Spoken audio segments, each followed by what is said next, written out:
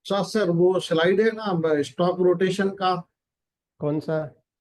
मतलब लास्ट के 5 इयर्स में जो स्टॉक्स चले हैं और अभी नेक्स्ट बुल मार्केट का जो एक स्लाइड बनाया था। वो लीडर्स ऑफ द रैली। या हाँ वो वो। थोड़ा आप एक्सप्लेन करो। हाँ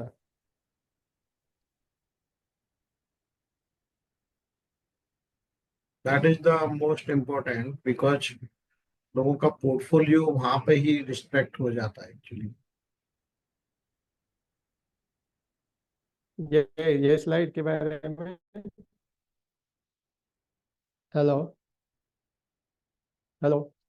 राम सर, सुनाई हाँ, नहीं? इसी इसी स्लाइड को आप थोड़ा एक्सप्लेन करो। हाँ, हमें ये कह रहा था कि हर रैली के लीडर अलग होते हैं। अभी मार्केट में हमेशा वही चीज़ नहीं चलती।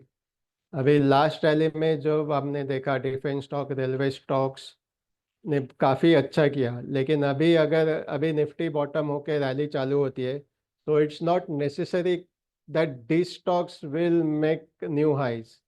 मतलब वो बढ़ेंगे, लेकिन मार्केट से ज़्यादा बढ़ेंगे या मार्केट से कम बढ़ेंगे, वो अभी कह नहीं सकते। तो हम लोगों को क्या करना चाहिए? अगर जो ऐसे ही हाई पी स्टॉक्स है, उसमें फ्रिक्वेंटली प्रॉफिट बुकिंग करना चाहिए। या जो भी आपका अभी प्रॉफिट बुकिंग कितना करना चाहिए, कैसे करना चाहिए, वो आपका फाइनेंशियल एडवाइजर ही बता सकता है। फाइनेंशियल प्लानर क्या करते हैं, वो आपको, it's very personalise thing, personal level पे आपका पोर्टफोलियो एनालाइज करते हैं, और आपका जो फाइनेंशियल गोल है उस हिसाब से आपके असेट अलोकेशन कितना है, आपका इक्विटी अलोकेशन कितना है, इक्विटी में लार्ज कैप कितना है, मिड कैप कितना है, रिस्की स्टॉक्स कितना है, कोर पोर्टफोलियो कितना है, मोमेंटम वाला पोर्टफोलियो कितना है, वो सब चीज़ें देख के आपको गाइड करता है कौन से स्टॉक्स रखने हैं, कौन से स्टॉक्स निकालने हैं, कौन से आप ट्रेडिंग के लिए रखेंगे। तो ये हर रैली में चेंज होता रहता है। There is a question from Rajendra Guge हाँ। that when you think the market will improve and it is the right time to invest new money. If हाँ। he is having 100 rupees, then how much he should invest right now out of that? या जैसे मैंने कहा, market अभी जो Nifty और Nifty EPS का chart दिखाया था, Nifty P is very very close to important support level of 20, so it's 2% higher than that. तो 2% से 2 to 5% करेक्शन रूल आउट नहीं कर सकते, लेकिन 2% इज, और अभी जो 22,600 निफ्टी पे लेवल है, that is a very strong support. Normal correction में जो 38% रिट्रेसमेंट होता है, वो सपोर्ट वहाँ पे है। और उसके बाद का एक्सट्रीमली स्ट्रॉन्ग सपोर्ट इज 21,500। और ये जो रेंज है 21,500 से 22,600, ये जो 4-5% निफ्टी की रेंज है, that is a very strong support. तो यहाँ से मार्केट रिवर्स होना चाहिए, अगर कोई अनफोर्सिन सिनारियो नहीं होता, जैसे कि कोविड जैसा जो हुआ, जो हम लोगों को मालूम नहीं था। अगर ये नॉर्मल करेक्शन है, इकोनॉमी ओवर वैल्यूएशन की वजह से, थोड़ा slow down, GDP slow down की वजह से, तो ये यहाँ से रिवर्स होना चाहिए। So this is a good time to start investing. At least 25-30% of your amount should go in right now. Mr. Prasad, thank you for informative session. Just I want to know your views on REITs, real estate investment trust stocks. Real estate investment stocks, sir आपको लेना है? No, there are some stocks like हाँ, Embassy and all that. MBC rate का। We made the I will. basket of the हाँ we हाँ। made the basket of the some select stocks. Yes. Presently, it is giving a very low return, that is 6% about. या they are main, they are not like stocks, Yeah, they are rates. क्या करते हैं वो? Lease पे देते हैं और rental income generate करते हैं। yeah. But we तो can trade rental those yield, things, I think. Rental yield कितना होता है? 10-12? प्रशांत सर मैं हैंडल करता हूँ। 10-12% के आसपास अच्छे स्टेडी रिटर्न मिलते हैं। और रिट्स में आपका क्या होता है, you are like owner of real estate, partial owner. तो रियल इस्टेट एप्रिसिएशन का भी फायदा होता है, रेंटल यील्ड का भी फायदा है। उस हिसाब से उतने रिटर्न्स उसमें मिलेंगे। लेकिन स्टॉक्स जैसे ट्रेडिंग अपॉर्चुनिटीज उसमें भी मैं कभी इसे कभी स्टार्ट रहेंगी, कर दूं स्टॉक मार्केट। लेकिन that you have to time very well. हाँ सर, आप कुछ बोल रहे थे। हाँ, मैं ये बोल रहा था, रीट्स में अभी इंडिया में 3 ही कंपनीज हैं, Brookfield, mind space and embassy. मैं कम से कम 5 साल से उसको ट्रैक कर रहा हूँ। तो जनरली रीट का जो मूवमेंट है ना, वो प्राइस का जो यील्ड है, मतलब जैसे आप जो बैंक में एफडी रखते हो या बॉन्ड खरीदते हो तो 6-7% का यील्ड है। लेकिन मैंने उसमें काफी अच्छा पैसा कमाया, क्योंकि अगर आपको उसकी मूवमेंट देखोगे तो 1 महीने में या 2 महीने में 20 रुपए का उसमें मूवमेंट होता है।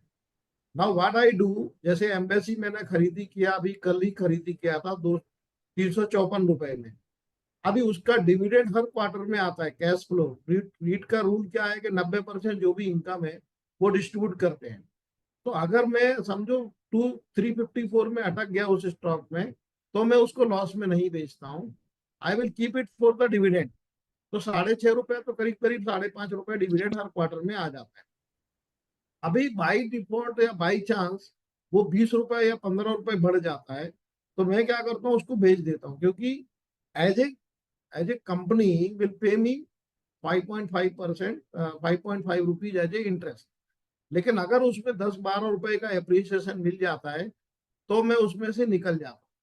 सो I make a huge profit into that. लेकिन आपको लेके रखने वाले वो स्टॉक्स नहीं है एट द करंट प्राइस। समझो एम्बेसी का एनएवी करीब करीब 400 रुपया है, और वो मिल रहा है आपको 355 रुपए में, तो वो सभी हर बार वो डिस्काउंट में ही चल रहे हैं। So these are not a stocks you can buy for the multibagger, या आपको बहुत बड़ी कंपाउंडिंग रिटर्न देंगे। इंडिया में हाल फिलहाल रेंटल यील्ड फिर भी कम है। तो अगर आपको रियल एस्टेट की जगह सब्सटीट्यूट करना है, दूसरी बात, अगर आपको कैश फ्लो क्रिएट करना है, आपको हर क्वार्टर में, आप अगर हिस्ट्री देखोगे तो 5.5 रुपए से 4.5 रुपया। So Embassy is one of the example. Embassy MSCI Morgan Stanley के इंडेक्स में भी है, और उसका करीब करीब 22 रुपए के आसपास डिविडेंड आता है पूरे साल में, विच इज यील्ड अराउंड 7%। तो मैंने जो आपको बताया कि जैसे अभी जब नीचे चल रहा है, आप ब्रुकफील्ड का प्राइस रेंज देखिए, 390 तक आता है। आप अगर माइंड स्पेस का प्राइस रेंज देखोगे तो 252 से लेके 270 तक जाता है। मतलब उसमें प्राइस का जो वेरिएशन है वो 20-22 रुपए का आता है, जबकि डिविडेंड ही वो 20-22 रुपए देता है। तो अगर आपको कभी भी जब आप बॉटम में लेते हो और अगर वो एप्रिशिएट हो जाता है 12-15 रुपया, तो आपको डिविडेंड के लिए नहीं रुकना है, यू शुड कम आउट। इस टाइप से उसको ट्रेड करोगे तो पैसा बनेगा, which is not a stocks two by. तो जैसे प्रसाद सर ने बताया, वो स्टॉक्स नहीं है, वो म्यूचुअल फंड है actually. That's why it is called the NAV. तो उसकी एनएवी है, और सभी रीट्स इंडिया में डिस्काउंट पे चल रहे हैं। अगर आप उसकी वेबसाइट पे जाके देखोगे तो जैसे मैंने बताया, एम्बेसी एम्बेसी का अभी करंट प्राइस है 400 रुपया एनएवी। जैसे आप कोई म्यूचुअल फंड जब खरीदी करते हो तो एनएवी प्राइस पे मिलता है, तो एम्बेसी का एनएवी है 400 रुपया, आपको मिल रहा है 355 रुपए में। तो आपको एक कंफर्ट मिलता है कि आपने जो चीज लेनी है वो पहले ही 20% डिस्काउंट में लिए, 10%, उसके ऊपर आपको 6-7% का डिविडेंड आ रहा है। अगर उसके अंदर में 15 रुपया 12 रुपए अप्रिसिएशन मिलता है, आप बेहिचक बेच दो। हम बेचते क्यों नहीं है, हमें लगता है कि 355 का 450 रुपए हो जाएगा, ये कभी नहीं। I think I am clear about my study and I make Okay, A okay. Big Thank money you. Around this. I make A Thank big you, money. thank you. Because for diversification, we diversification, thought अच्छा that आप trading करो, उसमें trading करो, yeah. 20 रुपए 15 रुपए का आप चुपचाप Okay. निकल जाओ। आपको मौका मिलता है घुसने का, फिर घुस जाओ। तो Yeah. आप ये मत सोचो कि अभी और नीचे आएगा, ये भी ध्यान में रखो। Dividend, it gives the dividend. That is correct. हाँ, नहीं नहीं, उसमें क्या है कि वो कैश फ्लो देता है आपको, तो आप वो बॉटम में ऐसा आपको 200-300 रुपए में नहीं मिलेगा। अगर कल के दिन और भी हो जाता है तो वो शेयर नहीं गिरेगा, क्योंकि वो यूनिट्स है, वो स्टॉक्स नहीं। No, through AMC also we can take REITs or through अभी demat only? इंडिया में ETF चालू नहीं, इंडिया में सिर्फ ETF है, म्यूचुअल फंड के थ्रू REITs नहीं मिलता है। Okay, हमने एक बीच में कोटक महिंद्रा सिंगापुर का ETF चालू किया था, लेकिन उसके कुछ रिटर्न अच्छे मिले नहीं। okay. तो इंडिया में म्यूचुअल फंड के थ्रू नहीं है, आपको स्टॉक के थ्रू ETF के थ्रू लेना पड़ेगा। Okay. Thank you. Any more questions? Chat box में देखो। Any other questions? फिलहाल सर राजेंद्र हियर। हाँ बोलो। सर अभी रिसेंटली जो आईपीओज आए मार्केट में, मतलब ममता मशीनरी वगैरह बहुत सारे आईपीओज आए जिनका लिस्टिंग है ना 70-80% ऊपर हुआ। तब हमें लगा कि यार हमने मिस कर दिया, मिला नहीं, मतलब बहुत लोगों को तो मिला भी नहीं। बट अभी वही आईपीओ है ना ऑलमोस्ट 30-40% नीचे है। तो क्या is it a right time to go into those IPO stocks में? आईपीओ के बारे में मैं पूरी स्टोरी सुनाता हूँ, 2 मिनट लगेगा। आईपीओ में क्या होता है कि कोई भी इन्वेस्टर जो खरीद रहा है, उसमें बेचने वाला कौन है? प्रमोटर है। ठीक है, इसके बीच में 3-4 वेस्टेड इंटरेस्ट वाले लोग रहते हैं। एक होता है मर्चेंट बैंकर, एक होता है खुद का प्रमोटर, और कुछ लोग होते हैं सटोरिये लोग।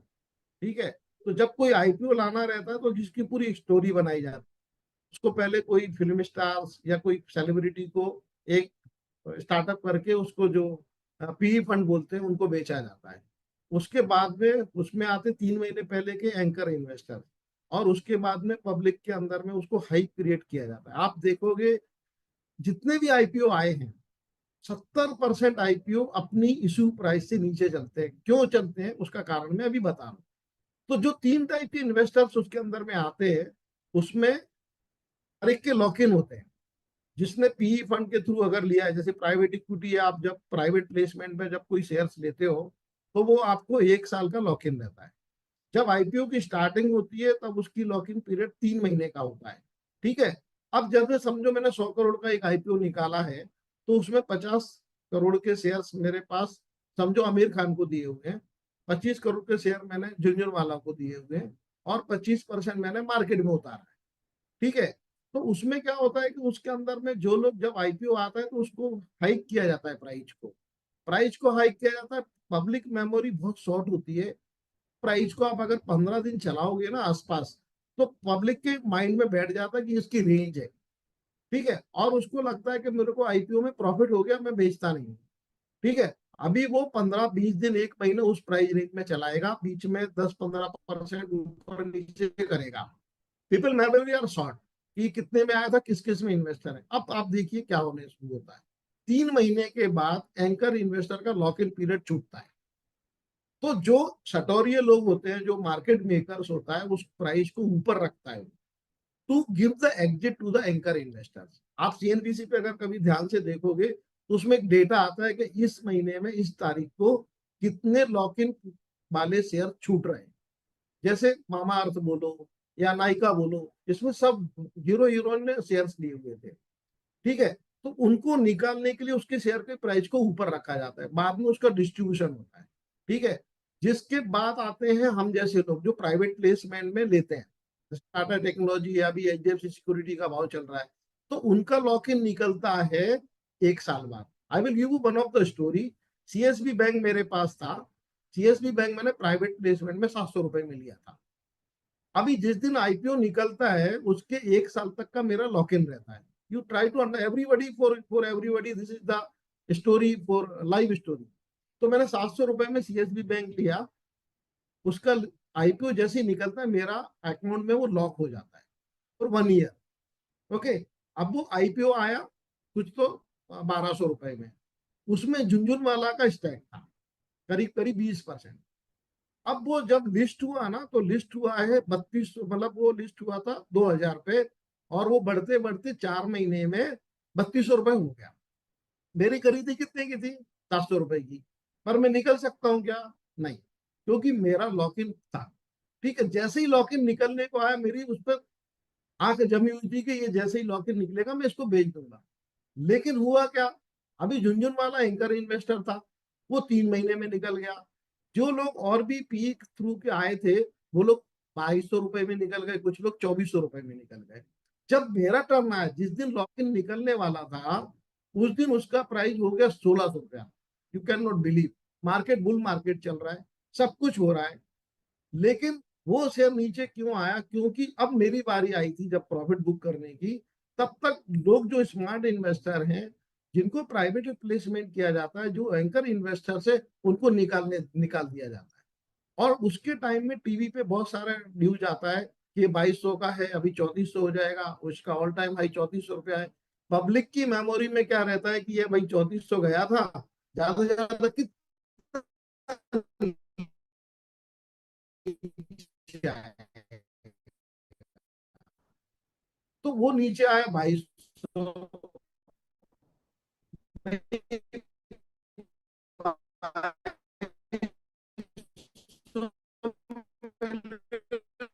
तीन सौ नहीं, उसका भाव 900 रुपया है।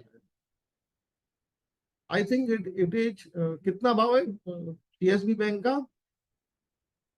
300 रुपया शायद, हाँ बोनस आया बीच में उसमें। तो मेरा ये कहने का मतलब है कि आईपीओ में जब बहुत बड़ा बियर मार्केट रहता है और जिसमें आईपीओ आपने लेके रख लिए और वो मल्टीबैगर हो जाते हैं, बट जो बुल मार्केट में आईपीओ आते हैं वो 2-3 महीने बबल के जैसा ऊपर रहता है। अगर आप कोई भी आईपीओ उठा के देख लो, इवन स्विगी, स्विगी जब लिस्ट हुआ तो धड़ाधड़ बढ़ के 150 रुपए बढ़ गया।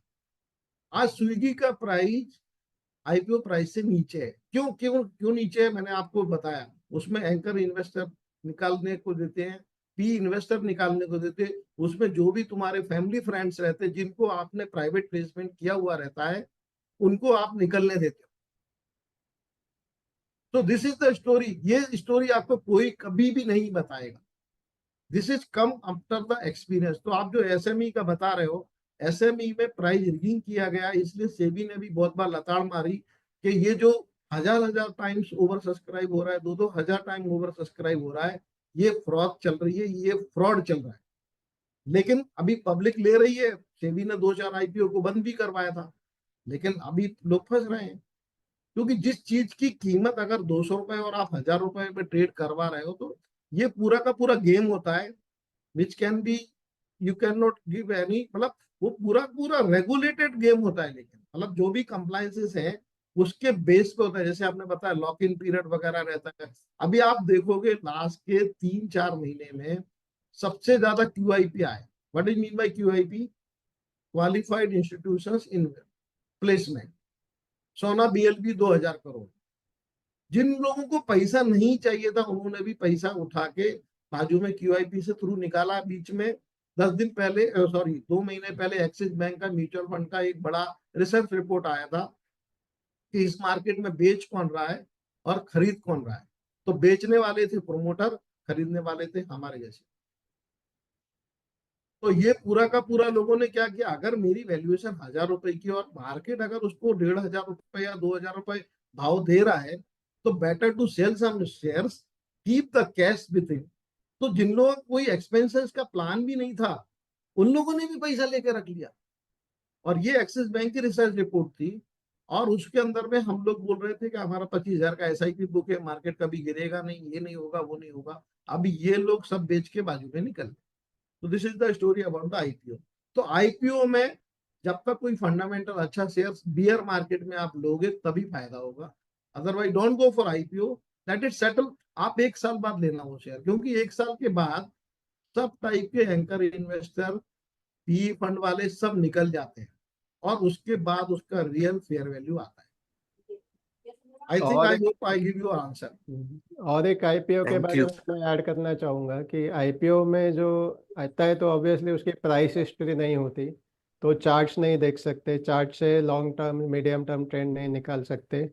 और वो जो रिजल्ट्स डिक्लेयर करते हैं वो लास्ट 1-2 साल के होते हैं, तो रिजल्ट्स 2 साल पहले के बहुत ही अच्छे होंगे, तो भी ये सस्टेनेबल है कि नहीं वो तभी पता नहीं चलता।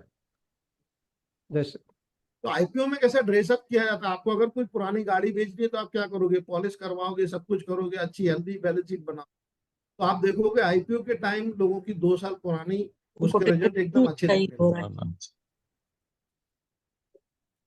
तो उसको दुल्हन बना के बेचते हैं लोग, ऐसा है। Sir in short means IPO, अगर आपको आईपीओ में लगा है तो इमीडिएटली लिस्टिंग के बाद बेच दो, 1 महीना भी वेट मत करो दैट उसको। डिपेंड्स ऑन द मार्केट का यूफोरिया कैसा है सर। अगर यूफोरिया अच्छा, आप थोड़ा रुको, लेकिन हाँ निकल जरूर जाओ, कम से कम अपना तो आधा तो पैसा निकाल लो। Yes, thank you. और सर आपका कोई क्वेश्चन? राकेश? और एक्चुअली पूछना ऐसा है कि जो आपने बीच में जो मैसेजेस किए थे उसमें चाइना के जो कंपनीज है, जो हाँ हाँ स्पेसिफिकली एआई बेस्ड कंपनीज के अभी ट्रेंड चालू हो गए हैं ऐसे, तो करेक्ट। उस रिलेटेड कोई इन्वेस्टमेंट अपॉर्चुनिटीज कहाँ से पिक कर सकते हैं? How to invest in such kind of thing, or this is not the time we should go for, so we don't know about that, so we need some guidance related to that. या so about the US के बारे में बहुत सारे India में funds है, जिसमें US में एक यूएस अपॉर्चुनिटी फंड है, आई मतलब आईसीआईसीआई का है, पराग पारेख का फंड्स है, ईटीएफ भी है कुछ मोतीलाल के, S&P 500, नास्डाक 500। लेकिन अपने यहाँ चाइना के ईटीएफ या फंड क्यों नहीं है? क्योंकि लास्ट के 10 ईयर में चाइना का रिटर्न 2-3% ही रहा है, या 10 साल का रिटर्न 3% है। तो वो जब तक कोई पॉपुलैरिटी या उसमें कोई फैंसी नहीं आती है, तब तक उस टाइप के प्रोडक्ट इंडिया में आते नहीं है। इंडिया में 2 प्रोडक्ट्स हैं उससे रिलेटेड, एक निप्पॉन का हैंगसेंग बीज है, जो आप ईटीएफ मतलब ट्रेडिंग के थ्रू आप खरीद सकते हो। दूसरा है एक मेराई का हैंगसेंग टेक इंडेक्स। अगर आप हैंगसेंग टेक इंडेक्स देखोगे तो करीब करीब अभी 14 रुपए का वो 24 रुपए ऑलरेडी हो चुका है लास्ट के 3-4 महीने में। लेकिन उसमें प्रॉब्लम मुझे क्या आ रही है, उसकी रियल एनएवी सपोज 21 रुपया है, उसका भाव चल रहा है 24 रुपया, मतलब वो पहले से ही करीब करीब 10-15% प्रीमियम में चल रहा है। To come out from this, there are 2 funds available in India which is called mutual funds. तो एक एडलवाइज का एक ग्रेटर चाइना फंड है, और एक एक्सिस का, सरोडर का, जेपी मॉर्गन का फंड ऑफ फंड है। उसके थ्रू हम अभी इंडिया में ले सकते हैं। आपको मालूम रहेगा कि लास्ट ईयर में $7.5 बिलियन का जो परचेज था, वो सभी फॉरेन फंड्स को इंडिया ने बंद किया था। लाइक आप नस्डा खरीद नहीं सकते हो, S&P खरीद नहीं सकते हो, क्योंकि हर एक का आरबीआई ने क्या किया है, पर्टिकुलर फंड और पर्टिकुलर कंट्री में आप इतना ही पैसा इन्वेस्ट कर सकते हो। तो वो सब दरवाजे बंद हो गए।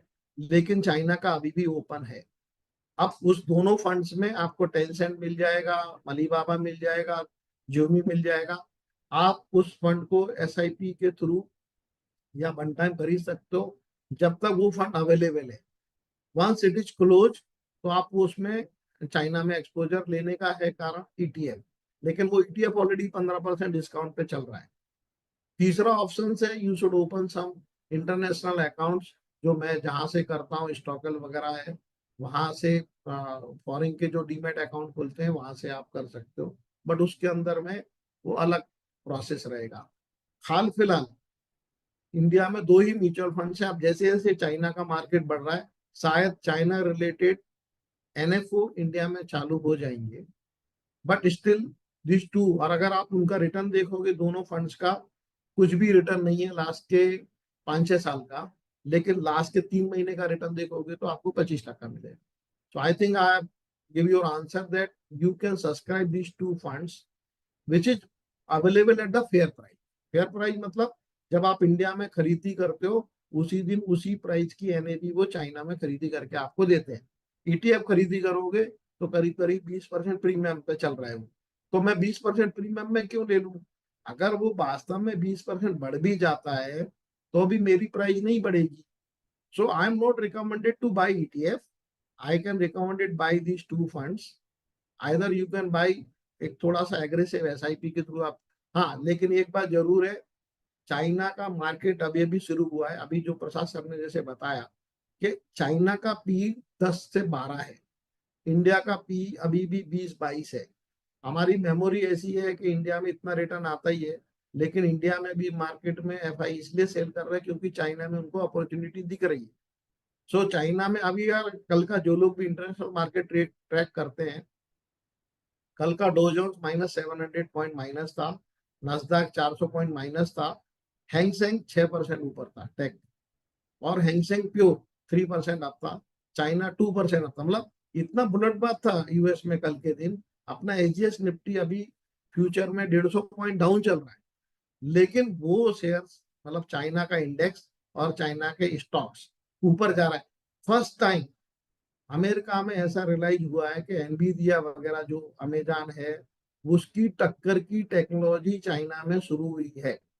अभी तक लोगों को लगता था कि China is only outsourcing company और हम टेक्नोलॉजी यहाँ से बनाएंगे, चाइना सिर्फ मैन्युफैक्चर करेगा। लेकिन जब से डीप सीक आया है और अलीबाबा का जो एआई आया है, और आपको मालूम है चाइना का मैन्युफैक्चरिंग कॉस्ट 1/4 रहेगा यूएस से। तो फर्स्ट टाइम उनको डर लग रहा है कि शायद ये लोग अगर कंपटीशन में आ जाएंगे तो अभी जो बहुत हाई वैल्यूएशन है, लाइक एनवीडिया का बोलो या आप अमेजन का बोलो या आप गूगल का बोलो, तो वहां पर अभी करेक्शन चालू हुआ है। बिकॉज चाइनीज में ईपी अभी भी बहुत सस्ता है। लेकिन लोग पुरानी हिस्ट्री देखते हैं कि यार ये 20-30% बढ़ जाता है एंड सडनली 2-3 महीने में 20-30% घट जाता है। अब अगर ये रैली टिक जाती है, यू ट्राई टू अंडरस्टैंड, अगर ये रैली टिक जाती है कुछ 3-4 महीने तक, तो फिर ये आगे फर्दर एक्सटेंड होगी और ये डबल भी हो सकता है। डोंट गेट मी रॉन्ग, क्योंकि वो इतना सस्ता है अभी भी। और चाइना ने पहले बार after covid they are focusing on their stock market. बाकी पब्लिक जिनपिंग को बॉम्ब मार रही है कि आप पूरे स्टॉक मार्केट के ऊपर कोई ध्यान ही नहीं दे रहे हो, हम लोगों की इन्वेस्टमेंट। जबकि चाइना अभी एक रिच कंट्री बन गया है, अभी वहां का जो पर कैपिटा इनकम भी कुछ कल आया है, so they are in the equal to the developed country। तो अगर वो वहां पर उनकी लोकल पॉपुलेशन भी अच्छी है, टेक्नोलॉजी भी अच्छी है, खुद की खपत भी अच्छी है, अगर मैं इस टाइप से लेके जाऊंगा तो चाइना में विश्वास करो ना मत करो शायद डबल भी हो जाएगा 1 साल में। अगर इसी टाइप से ये टिकना चाहिए। प्रॉब्लम क्या हुई, 2-3 बार मैं भी एंट्री किया है, मैं 2-30% पे निकल गया हूँ वहां से, और उसके बाद मुझे नीचे मौका भी मिला है परचेज का। शायद इस बार मौका नहीं मिलेगा लोग। और अगर ये 3-4 महीने रैली टिक जाती है, शायद 1 साल में 100% रिटर्न भी आ सकते हैं। तो आपको थोड़ा थोड़ा एक्सपोजर म्यूचुअल फंड के थ्रू लेना पड़ेगा। दिस इज लेना only option. Thank you sir, बहुत एक कॉम्प्रिहेंसिव एक्चुअली आंसर दिया आपने, इट हैज गिवन नहीं, मेरा रियली आंसर गुड एकदम स्ट्रेट एक्सपोजर। फॉरवर्ड रहता है, मतलब मैं नहीं नहीं घुमा फिरा सर, के। It's really really nice, so many things learning from your explanations, thanks. Rakesh, any questions? Just one thing, this quant mutual fund, earlier it was giving very handsome return, but then after this, some RBI put some negative thought or something was there, no? So RBI how भी, does SEBI ने we थोड़ा did? Inquiry किया था उनका, but जैसे आप देख रहे थे कि पिछले 1 साल 1.5 साल में कुछ 50-60% रिटर्न दे रहे थे उनके फंड, और अभी वो उसी स्पीड से अंडर परफॉर्म भी कर रहे हैं। तो क्वांट के जो भी फंड्स है वो मोमेंटम फंड्स हैं। मोमेंटम फंड्स जब बुल मार्केट आता है they outperform the index very fast. Similarly जब मार्केट नीचे आता है दे अंडर परफॉर्म। तो 3 स्ट्रेटेजी होती है मार्केट में। One is called value strategy, second is called momentum strategy, third is called growth strategy. तो जब बुल मार्केट आएगा तो ये फिर से पूरा पिकअप कर लेगा और उससे आगे निकल जाएगा। तो उसके लिए हम पोर्टफोलियो बनाते हैं। तो आपके पास जो भी म्यूचुअल फंड्स स्टॉक्स होते हैं उसमें कुछ कुछ फंड वैल्यू वाले होते हैं, कुछ फंड ग्रोथ वाले होते हैं और कुछ वाले मोमेंटम वाले। So which is having the momentum strategy. Momentum strategy में हाई बीटा स्टॉक्स रहते हैं। मार्केट जब 2 रुपए बढ़ेगा वो 2.5 रुपए बढ़ता है। घटते टाइम में जब मार्केट 2 रुपए घटता है वो 2.25 रुपए घटेगा। So as such, there is no issue with this no, quant house money. I mean, as a some quant house there is no problem. 1 lakh crore का उनका इक्विटी फंड साइज हो गया है और उनके एक्सपेंसेस भी कम है, और वो जिस हिसाब से चला है, जिनके पास भी 2 साल पुराने फंड है वो still they are in heavy profit still now. मतलब घट रहा है, जैसे 60-70% रिटर्न आए थे तो अभी भी 20-30% रिटर्न दिख रहा है। प्रॉब्लम है जो अभी अभी आए 6 महीने पहले। अगर आपके पास 2 साल पुरानी SIP इन्वेस्टमेंट रहेगा तो अभी भी आप अच्छे प्रॉफिट में रहोगे, ये मैं गारंटी से बोल, क्योंकि मेरे पास भी है। okay, got it. Pradeep sir. Yes, sir. I am good. I got my answer. No worries.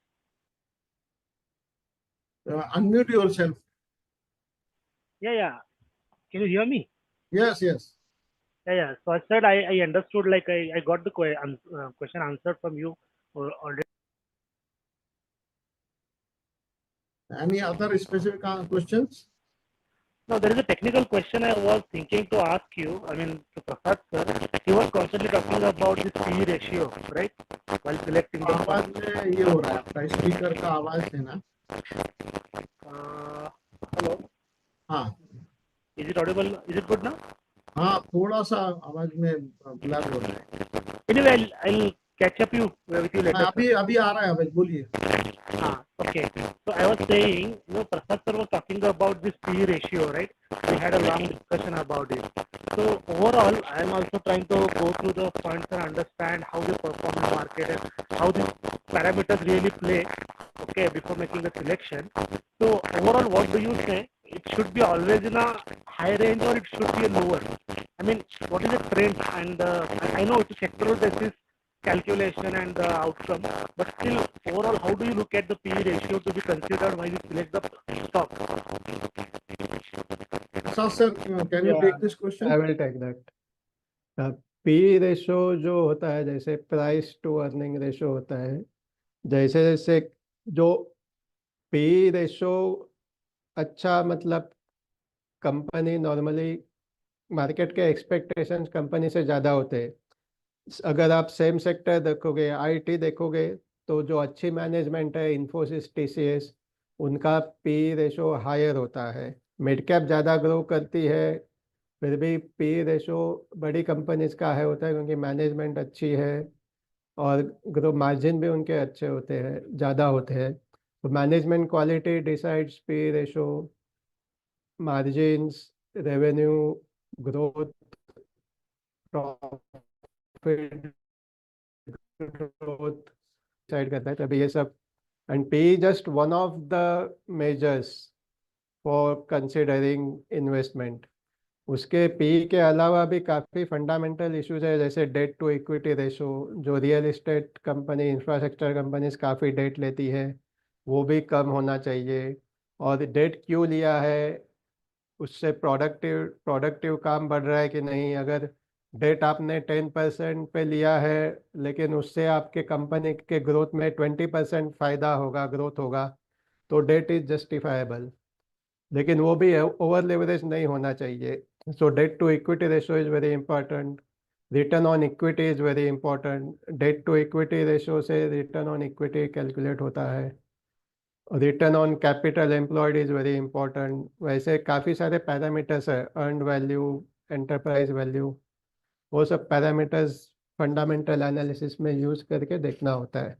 लेकिन नॉर्मली पी रेशो कम, जो अच्छी कंपनीज है उनको market P ratio normally high रखता है, हाई रहता है. जो हाई ग्रोइंग कंपनीज है उनके पी रेशो हाई होता है. Okay. I mean, yeah, I mean, the overall fundamental thing I know, but if you go through the balance sheet, right, yes, there is all pointers that you spoke about are already listed correctly. yes, Because I, even if I'm learning to this, or if I know how to take the stock, these are the factors I also try to analyze somehow. Okay, Okay. I'm not fully aware of it, but I'm trying to learn it. That's okay, why I asked this question to you. Thank you. okay, no problem. Does that answer your question? Yeah, it does. Thank Okay. you. Bharat गोष्ठी मंदिर. Bharat sir, कुछ question? No, sir, it was regarding quant only that somebody asked. I was having same thing in my mind. तो quant में कैसा है, लोग जो online जाके ऑनलाइन चेक करते हैं, तो लास्ट के 6 मंथ का रिटर्न देख के जो लोग आए हैं उनको तकलीफ थोड़ी ज्यादा हो रही है. जो लॉन्ग टर्म आए हैं उनको तकलीफ नहीं होनी चाहिए, क्योंकि Yeah. अगर आप उसका 5 साल का रिटर्न देखोगे, अभी वो आउट परफॉर्म ही कर रहा है. 3 साल का भी देखोगे, Yes. 2 साल का भी देखोगे, लेकिन लास्ट के 6 महीने में तकलीफ हो रही है. उतना तो होगा ना लॉन्ग टर्म में. खराड़कर सर, आप हैं क्या अभी भी? देयर क्वेश्चन था ना. सर गए हैं. हाँ, राम सर, हाँ बोलिए सर। Chetan here. हाँ बोलो। Sir, this is again regarding to fundamentals only. Wanted to understand how to uh, say whether a particular stock is overvalued or fairly valued. Uh, what are the parameters that we consider, and where can we find this information? Valuation of a stock. या Is valuation, whether Reliance is currently overvalued or it's fairly valued. If I want to take an example of Reliance. देखो मैं आपको थोड़े अलग ढंग से answer देता हूँ, Okay. ठीक है, क्योंकि ओवर वैल्यू अंडर वैल्यू ये टाइम टू टाइम चेंज होते रहता है। Now I am giving you the examples of Asian paint. Asian paint 5 साल पहले डार्लिंग ऑफ द स्टॉक्स रहता था, क्योंकि वो हर घर में एशियन पेंट ही लगता था या बर्जर पेंट, 2 ही पेंट की कंपनी थी इंडिया में। तो तभी उसका पीई था करीब 120, ठीक है, तभी वो हाई ग्रोथ स्टॉक था, तो हाई वैल्यू होने के बाद भी उसकी रिटर्न है ना, कैगर रिटर्न बहुत ज्यादा आई। लेकिन बीच में क्या हुआ, जेएसडब्ल्यू पेंट में आ गया, ग्रासिम भी पेंट में आ गया, तो कंपनी तो वो अच्छी है, प्रमोटर भी अच्छा, सब कुछ अच्छा है, ठीक है, लेकिन कंपटीशन आने से उस कंपनी का मार्जिन वो स्क्यूज हो जाता है। तो यही कारण है कि जो म्यूचुअल फंड के थ्रू या फंड मैनेजर पीएमएस या एआईएफ में दे चेंज द फंड। तो अगर आप कोई कंपनी के ऊपर जाओगे, घर में भी आप अगर एशियन पेंट का पेंट लगाओगे तो अभी भी आपको अच्छा ही लगेगा। कारण क्या हुआ, लेकिन उसके अंदर में कंपटीशन आ गया, तो जो 1 रुपए की आप चीज 2 रुपए में बेचते थे, वो अभी 1 रुपए की चीज आपको 1 रुपए 20 पैसे में बेचनी पड़ती है। तो जो पहले का एक ग्रोथ स्टॉक था वो अभी एवरेज वैल्यू स्टॉक में आ गया। ऐसे ही जाके और ज्यादा कंपटीशन बढ़ेगा। अभी जेएसडब्ल्यू का आपने देखा है कि पेंट का एडवर्टाइजमेंट आता है, क्रेशिंग का आता है, तो कंपनी भी वैसी ही चल रही, कंपनी का सेल्स भी उतना ही है, उसकी डिमांड भी ज्यादा है, लेकिन उसका मार्जिन कम हो गया है। तो अगर मार्जिन कम हो गया तो उसकी री रेटिंग बोला जाता है मार्केट में। री रेटिंग मतलब अब हम उसको पी 40 का ही देंगे। जैसे हिंदुस्तान लीवर, जैसे सर ने बताया, हिंदुस्तान लीवर का जब मैं स्टार्ट किया था जर्नी स्टॉक मार्केट में, तभी हिंदुस्तान लीवर का पी 150 वगैरह होता था। जब से पतंजलि आ गया, तुम्हारा ये बीकाजी फूड्स आ गया, मैरिको आ गया, तो उसके बाद मतलब एफएमसीजी कंपनी में कंपटीशन आ गया। कंपटीशन आने के बाद कंपनी की प्रमोटर सब कुछ सेम है, सब अच्छा चल रहा है, मार्केटिंग नेटवर्क सब कुछ अच्छा है, लेकिन मार्जिन कम हो गया, लोगों की हेल्थ हैबिट बदल गई है। तो इसलिए जो आपने जो क्वेश्चन पूछा ना, वो हर 6 महीने या 2-3 साल में वो फंडामेंटल बदल जाता है। और यही आज मैंने जो मीटिंग रखी उसी कारण रखी है कि जो लोगों को लगता था कि 5 साल पहले ये शेयर बहुत अच्छा कमा के देगा, वो नेक्स्ट के 5 साल में नहीं कमाता है। I give you the example of Asian paint, Hindustan Lever, 3 साल का रिटर्न 3% नहीं है। टीसीएस का भी रिटर्न 3 साल से कुछ भी रिटर्न नहीं है। तो ये जो डार्लिंग है वो पिछले बुल मार्केट के थे। अभी ये बुल मार्केट, जब जैसे प्रसाद सर ने बताया कि अभी मार्केट डाउन ट्रेंड में है, डाउन ट्रेंड के बाद जब मार्केट में बुल मार्केट आएगा, लोगों की मेमोरी रहती है पुरानी कि ये शेयर ने मेरे को 5 गुना पैसा बना के दिया था लास्ट के बुल मार्केट में। इसी मार्केट में सेम स्टॉक चलेंगे नहीं चलेंगे। यहाँ पर पब्लिक का जो पोर्टफोलियो और प्रोफेशनल आदमी के पोर्टफोलियो में फर्क आता है। This is the only reason, that's why people portfolio will always underperform the index, और इसके लिए उसको रिव्यू करना पड़ता है। तो सर मेरा एक फ्रैंकली बहुत ओपिनियन है कि ये बिजनेस एक्चुअली फुल टाइम का है। लोग कोविड के बाद लोगों को लगा कि ये मैं खुद ट्राई कर लूंगा, सब पढ़ाई करके खुद पोर्टफोलियो बना लूंगा, तो वो जब ट्रेंड में था ना मार्केट, तो कुछ भी खरीदी करो वो बढ़ते ही रहेगा। ठीक है, अब लोग अटक गए। जैसे हमने बताया, अभी मैंने मैसेज भी डाला था कि इवन निफ्टी का अभी भी इस साल का रिटर्न 3% है, लेकिन आप किसी के भी इंडिविजुअल के पोर्टफोलियो जो शेयर में खुद खरीदी किए लोगों ने, I can challenge them, they are all in minus of 10 to 15%। ये क्यों होता है? क्योंकि घोड़े बदल जाते हैं मार्केट में। अगर एक ही घोड़ा हमेशा जीतता है, तो जो रेस कोर्स में 100-200 घोड़े दौड़ते हैं, उसके ऊपर कौन दाव लगाएगा? यही स्टॉक मार्केट में होता है। और यही जो जानकार आदमी है उसको मालूम रहता है कि भाई कहाँ पर कम। जैसे एक बाहरी इंजीनियर का मैंने एक केस लिया था लोगों को, वारी अभी सोलर में है, ठीक है, उसका मार्जिन बहुत अच्छा है, शेयर का भाव बढ़ गया। अब अगर उस कंपनी को इतनी अच्छी मार्जिन और प्रॉफिट मिल रहा है तो उस टाइप की इंडस्ट्रीज में 4 लोग एंट्री मारते हैं, वो आपको मालूम नहीं पड़ता है। 4 लोग उसमें जाते हैं कि यार ये तो बहुत अच्छा कमा रहा है। जैसे समझो, एक सिंपल एग्जांपल में लेके चलूं, मेरी वड़ा पाव की दुकान है और बहुत चल रही है और मैं 25 रुपए का वड़ा पाव बेचता हूँ, ठीक है, बनता है 10 रुपए में। तो आसपास के लोग देखते हैं यार इसका तो दुकान बहुत अच्छा चल रहा है, तो 4 दुकानें 2 साल के बाद मेरे सामने खड़ी हो जाती है। मेरी क्वालिटी सब कुछ सेम है, लेकिन अगर 4 लोग उस दुकान के सामने मेरे आ गए तो डेफिनेटली मुझे मेरी प्राइस कम करनी पड़ेगी और अदरवाइज मेरा सेल्स डाउन हो जाएगा। तो ये हर एक इंडस्ट्रीज के साथ होता है। जैसे ही इंडस्ट्रीज में लोगों को मालूम पड़ता है कि प्रॉफिटेबल कंपनी, प्रॉफिटेबल बिजनेस है, people start this companies and the competition start and this will reflect in 5-10 years. तो हमें जो आम पब्लिक रहती है ना, उसको तो लगता है यार ये इतनी अच्छी कंपनी, इतनी अच्छी कंपनी है, तो पहले इतना भाव बढ़ा था, अभी भी बढ़ेगा। लेकिन जो अनलिस्टेड कंपनी उसके कंपटीशन में आ जाती है वो हमें मालूम ही नहीं पड़ता है। ये मालूम पड़ता है जो डेटा कलेक्ट करता है फंड मैनेजर, उसको ये मालूम पड़ता है कि इसके कंपटीशन में क्या आ गया, इसका सेल्स बढ़ रहा है कि नहीं, इसका मार्जिन कम हो रहा है कि नहीं हो रहा है। तो ये हमारा काम नहीं है एक्चुअली। वो जब मार्केट बढ़ता है तो सब बढ़ जाता है, बट फंडामेंटल स्टडी करना इज नॉट ए जॉब। मतलब जो आप बिजनेस करते हो, सर्विस करते हो, आपको फुल टाइम काम टाइम देना पड़ता है जब आपको कोई कंपनी सैलरी देती है। तो शेयर बाजार में भी फुल टाइम ही काम है एक्चुअली। बराबर है, दैट्स ट्रू। Thank you. तो मार्जिन की वजह से वैल्यूएशन कम ज्यादा होते रहता है। Competition and government policies, international policies, currency, ये सब चीज। अब जैसे मैं देख रहा हूँ कि डॉलर जब बढ़ता था हर बार, तब आईटी के शेयर बढ़ते थे, क्योंकि आपकी बिलिंग तो डॉलर में होती है, बराबर है। Correct correct. तो जब जब डॉलर का एप्रिसिएशन होता था तब तक आईटी के स्टॉक बढ़ते थे। इस बार वो नहीं बढ़ रहे हैं,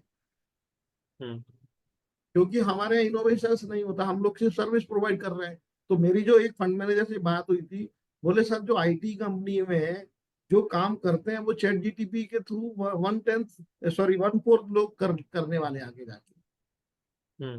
तो उसकी वजह से उनका कंपटीशन कम होने वाला है और जो रिक्वायरमेंट है वहां पर वो मतलब कम होने वाली है।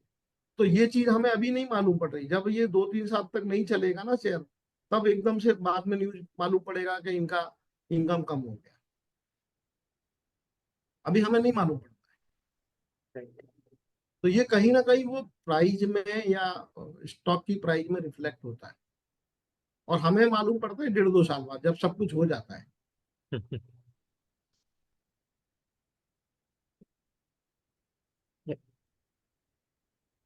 तो should we conclude, Vidyadhar sir? हाँ बोलिए। Fine fine, thank you. I have just, I mean, I am new entrant and I am just learning. I am still a student now. So, but let me thank you, both of you, Prasad sir and you, for the good information, up-to-date information, new information, latest information that you have given, which is not easily available at many places. Thanks, many thanks to you. Generally जो लोग TV पे या देखते हैं तो वो एक मतलब घुमा फिरा के आंसर देते हैं, और अपना रिलेशन है तो हम लोग थोड़ा बिंदास बात कर पाते हैं, and we can relate question. Prasad sir, thank you for taking the meeting